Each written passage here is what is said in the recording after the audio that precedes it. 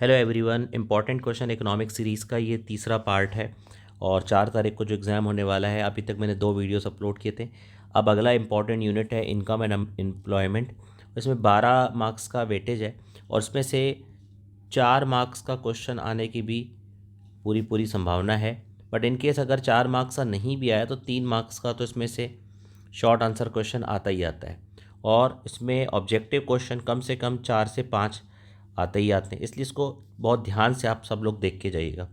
चलिए बिना देरी किए शुरू करते हैं। सबसे पहले मैं आपको शॉर्ट आंसर और वेरी शॉर्ट आंसर के क्वेश्चंस आपको इंपॉर्टेंट बता देता हूँ। जैसे सबसे पहले है what is consumption function, what is saving function, write two components of aggregate demand, what is the meaning of propensity to consume, define marginal propensity to consume, give the meaning of full employment, what is investment multiplier. ठीक है, ये very short answer question है। अब ये short answer question जो 3 marks वाले हैं ये 2 मार्क्स वाले थे।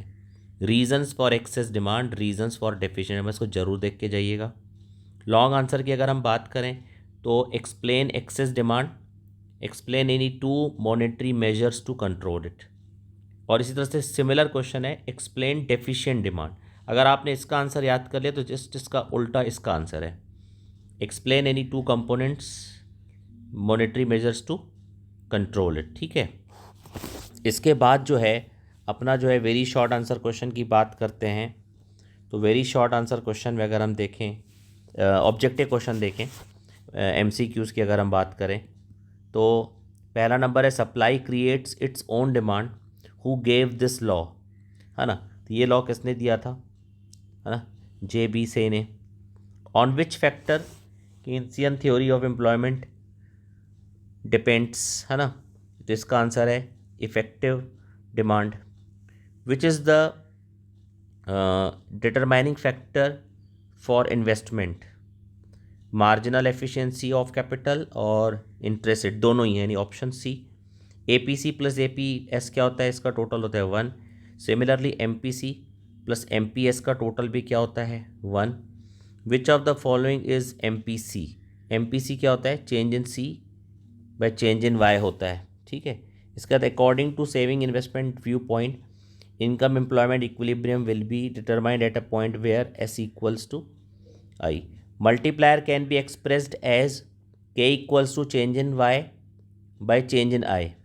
Keynesian multiplier establishes a relationship between investment and income. अब ट्रू फॉल्स की बात करते हैं।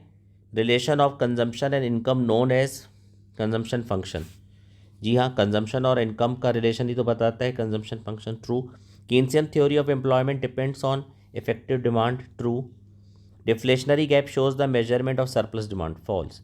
डिफ्लेशनरी गैप क्या बताता है, डेफिशिएंट डिमांड बताता है। Full employment never mean zero unemployment. True.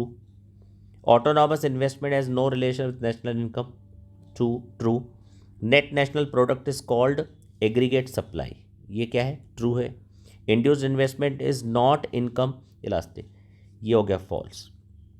Effective demand is the sole determinant of employment according to Keynes. True. अब ये है in one word, what type of relationship is between consumption and level of income. Consumption और level of income में कैसा relation है, positive या direct relation होता है। ठीक है, what type of relationship is between saving and consumption. Saving और कंजम्पशन में कैसा रिलेशन है, इनवर्स या नेगेटिव, है ना, क्योंकि अगर कंजम्पशन बढ़ेगा तो सेविंग घटेगा, कंजम्पशन घटेगा तो सेविंग बढ़ेगा, तो इनवर्स रिलेशन है या अपोज नेगेटिव रिलेशन है।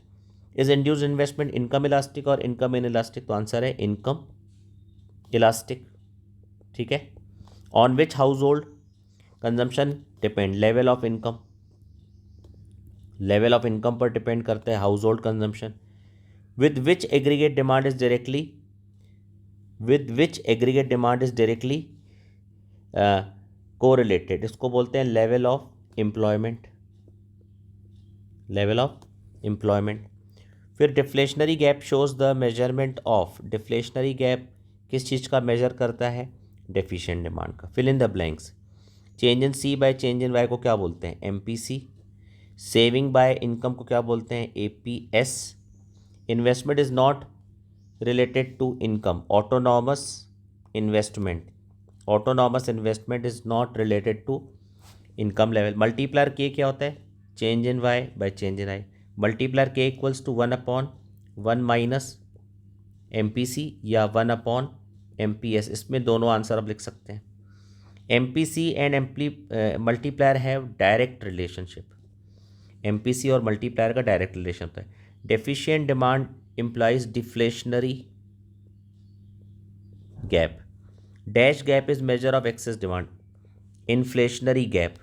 ठीक है, inflationary gap. To correct dash demand, government should make more public expenditure.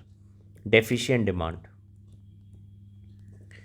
When MPC is unity, multiplier becomes. MPC is unity का मतलब हो गया कि जब MPC 1 होता है तो MPC का क्या 1/1 माइनस MPC फॉर्मूला होता है K का. तो 1/1 माइनस MPC की जगह लिख देंगे 1. तो 1/0 क्या होता है? इनफाइनाइट. तो ये कुछ इंपॉर्टेंट क्वेश्चन है, ये बड़ी ही इंपॉर्टेंट यूनिट है. 12 नंबर का इसका वेटेज है. तो जितने भी मैंने आपको क्वेश्चन प्रोवाइड किए हैं थ्योरी वाले, इसके आंसर आप देख लीजिएगा और ये ऑब्जेक्टिव क्वेश्चंस भी है.